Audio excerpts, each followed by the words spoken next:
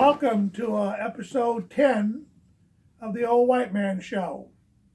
I call it the Old White Man Show because I'm old, I'm white, and I'm a man.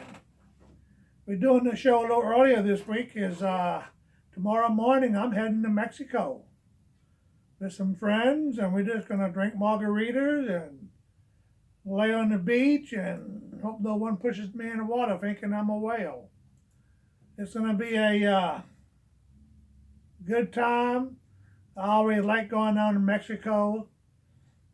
Mexico's always been very friendly, happy place to go. And over my many years, I've probably been there well over 100 times. So, too bad I just don't speak Spanish, but then I don't speak English either. Uh, and before I get started talking, I want to give a good shout out to Marlo Parrish, a little girl up in Chicago who's 48 years old today. She's an old lady, but we still love her. So Marlo, happy birthday to you, and we love you. I like to talk about different things, and one of the things I always talk about is, my background a little bit, and then a little bit of what's going on in the world. When I started my working career, when I got out the military back in '76, it wasn't a good time to get out the service, but the service was cutting down, and they didn't need all the veterans that was in there, and I was medically damaged from different injuries I had, so they was ready for me to get out. So I came to Texas, and I figured I'd get me a job and, just carry on from there. When I got to Texas, I started looking for work, and I realized that being a Vietnam veteran was a real bad thing, that people didn't want to hire you. I was told by a lot of people for various jobs that they couldn't hire me because they was given tax credits to hire the Vietnamese, and they didn't want to hire the veterans because they thought the veterans would interfere with the Vietnamese. I was told that by Sears. I was told that by Penny's. I was told that by United Technologies. Other people didn't want to hire me because they thought that, that the only thing I was qualified for was other things. I remember going to the Fort Worth Police Department, putting in for a job, and they turned me down because they wasn't at that time hiring Vietnam vets. But they offered my wife a job. Kind of cracked me up a little bit. It's they just didn't want to hire us. I went to the Texas Employment Commission, and the girl looked at my record, my military service record, and she said, "Well, the only thing you qualified to be is a hitman, and we don't have no positions for hitmen, so there's nothing we can do for you." I finally found me a job working at stop and go convenience stores, the night shift, making $2.15 an hour, and I got a job stacking bricks during the daytime for $1.65 an hour. So between those two jobs, I worked hard and went to Tarrant County Junior College under the GI Bill and got some extra money there and was able to support my family and did what I needed to do until I graduated with finally with a degree from the University of North Texas in commercial real estate analysis, where I got into real estate. I worked for a company called Henry S. Miller. It became Grubb and Ellis, and then I worked for myself for a while, and then I went to work for a company called Century 21 with a gentleman called Mike Bowman, his office. And where Mike Bowman, where I really learned a lot about real estate. In fact, Mike gave me a lot of opportunities, and back in 1993 and 1995, I was number one in the world, in the Century 21 world, in selling real estate, and based on the number of units that I sold, and number two in dollar production. I was a a top agent for many years, and then in '95 I made enough of money by that time. I just retired and been playing ever since then on my own properties or doing a little bit here, a little bit there, but not really working that hard. I had a good career in real estate, made a lot of money, met a lot of good people. I owe a lot to a lot of my clients. Every one of my clients taught me something. From people from Pakistan, from Japan, from Canada, from all over the world. We we bought golf courses, we bought warehouse complexes, retail centers, multi-family, lots, land, you know, condos. We did it. We did a lot. Can't even imagine how many.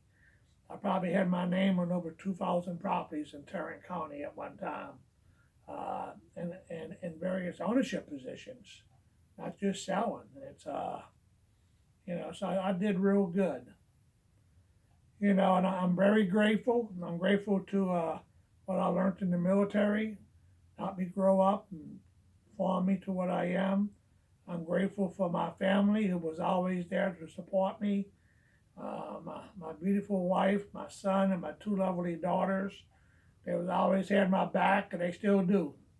So I'm a pretty lucky man. I got great friends. We from time to time have our differences, but they good friends. Most people I know is good people. You know, Regardless what ethnic you are. Some of my best friends is Hispanic. Uh, Most of the people I do business with in today's world is Hispanic. I got some great black people in my family and friends. Uh, I know a lot of good people. A lot of good Orientals. A lot of just good people all over the world. Most people is good. And then some people is they fool themselves. I got some elitists I know who think that what they say is right, or what they entitled to, and other people may not be entitled to. I know them. I feel sorry for them for the most part because they don't really understand what I think life is about. They have their own world. Some of them places themselves even above God. Cracks me up. So kind of funny. Anyway, I'm going to Mexico. I'm going to have a great time this week. Uh, I'm going to wear my mask in Mexico as required. We're going to social distance. I'm going to drink a lot of alcohol because alcohol is good for you sometimes. Have a few smiles. Get on the beach, do some swimming, maybe do some different things where you go up in the air in those parachutes, parasailing. You know, Maybe do some fishing. Go out there in a boat, catch some of that big fish. But we're gonna have a good time. I was listening to our news media, watching some of this, and then on Facebook I noticed that they had a picture of Joe Biden, and they were saying how he was a high school football hero, and he was you know, a uh, a person that saved people on the beach. He was such a physical person. Yet he applied 6 times for deferments, based on asthma. And I don't know how you could be a lifeguard, a football player, and have asthma. You know, Maybe it wasn't that bad. Maybe he didn't have it. Maybe he was just a coward. I don't know. I do know one thing: he didn't go to Vietnam, but neither did Trump. And I don't know how many deferments Trump got. I have no idea. But it's kind of cracked me up at Biden because he's always talking this stuff that he talks, and but he never pays the price. He didn't want his kids going to racially integrated schools because it would have made it been a jungle. What in the hell is he talking about? A jungle? You know, I mean, could you picture Howard Cosell saying something like that? You know, he probably lose his job on there. So it kind of cracks me up the way this thing goes. And now I'm listening to people talk about, what Trump said. And I've been listening to Trump for, all year long on this virus thing. He told us they had a virus back in January. He shut down travel to China. You know, he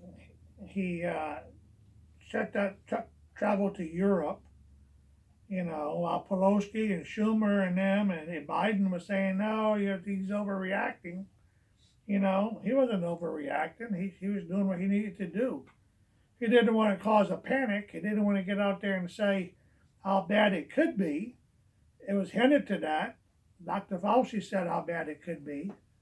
We had all the information. So don't try to go against the president now by saying that he did something wrong. He didn't do nothing wrong. He said what needed to be said. And I don't remember that other guy that was president, that white guy that was half black, Barack Obama, and a girl that was with him, Biden. I don't remember when they said anything about the H1N1. I don't recall that. The swine flu, all this stuff that happened during his 8 years. I don't remember them saying anything. They just hit it all. So, I want to let everybody know that the media is going to lie, the politicians are going to lie, and you need to use your common sense. And some of y'all will use your common sense, and then some of y'all are so far up your butt you don't even have any common sense. But that being said, I understand that LSU got a lot of players opting out of playing football this year. They're probably going to have a freshman team. But then a freshman team of Tigers, that probably means it's the national championship team. So we all agree that last year, 2019, LSU won the national championship. And most people, all the Aggies can agree that LSU will win this year. So, that being said, I see y'all when I get back from Mexico. Have a good week. Bye-bye.